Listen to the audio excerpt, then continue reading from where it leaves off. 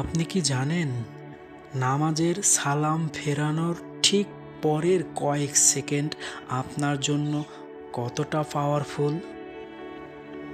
আমরা অনেকেই সালাম দিয়েই জায়নামাজ ছেড়ে উঠে দৌড় দিই, কিন্তু নবী করিম সাল্লাল্লাহু আলাইহি ওয়াসাল্লাম তিনি কি করতেন? তিনি সাথে সাথে 3 বার বলতেন আস্তাগফিরুল্লাহ। আপনি কি জানেন কেন কেন তিনি এটা করতেন? নামাজ তো শেষ, তাহলে ক্ষমা কেন? তিনি ক্ষমা চাচ্ছেন কেন? আজ আমরা এই ভিডিওতে এই আমলের এমন এক রহস্যের কথা বলবো যা আপনার ইবাদতের অপূর্ণতাকে পূর্ণ করে দেবে। সাওবান রাদিয়াল্লাহু তাআলা আনহু থেকে বর্ণিত, রাসূল পাক সাল্লাল্লাহু আলাইহি ওয়াসাল্লাম নামাজ শেষ করে 3 বার ইস্তেগফার পড়তেন।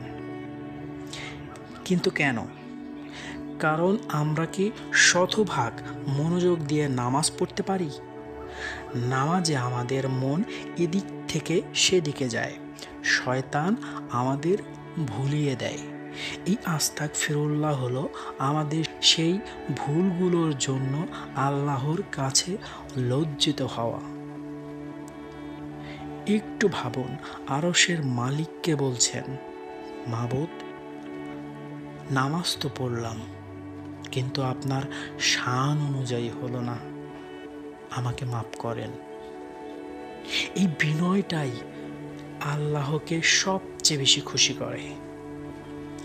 ইস্তেগফারের পরেই নবী করিম সাল্লাল্লাহু আলাইহি ওয়াসাল্লাম পড়তেন আল্লাহুম্মা আনতাস সালাম, অর্থাৎ হে আল্লাহ, আপনি শান্তি, আপনার থেকেই শান্তি আসে।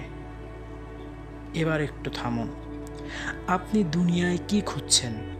টাকা, বাড়ি, গাড়ি, কিন্তু দিন শেষে আমরা সবাই তো আসলে শান্তি খুঁজি। আর এই শান্তিতে থাকার সার্টিফিকেট আপনি নামাজের পর আল্লাহর কাছ থেকে নিচ্ছেন। আল্লাহ যখন শান্তিদাতা, তখন তার কাছ থেকে চাইলে তিনি আপনার হৃদয়কে এমনভাবে প্রশান্তি দিবে যা দুনিয়ার কোনো সম্পদ আপনাকে দিতে পারবে না।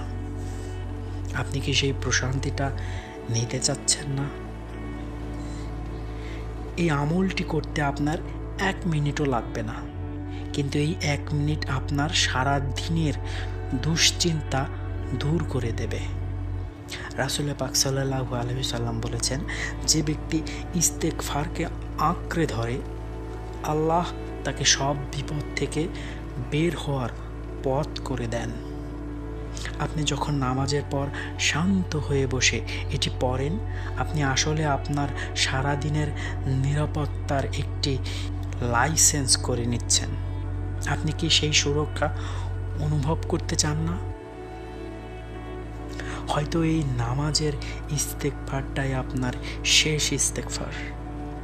কেন তাড়াহুড়া করছেন? যার জন্য ব্যস্ত হচ্ছেন, সেই রিজিকও তো আল্লাহর হাতে। সালাম ফিরিয়েই মোবাইল বা দুনিয়ার দিকে তাকাবেন না। অন্তত 3টা মিনিট আল্লাহর সাথে কাটান। 3 বার বলুন আস্তাগফিরুল্লাহ, আর 1বার বলুন আল্লাহুম্মা আনতাস সালাম। যদি এই ছোট্ট ভিডিওটা আপনাকে জায়নামাজে একটু বসিয়ে রাখতে পারে, তবেই আমার পরিশ্রম সার্থক। অবহেলা করবেন না, শান্তি শুধু আল্লাহর কাছেই আছে।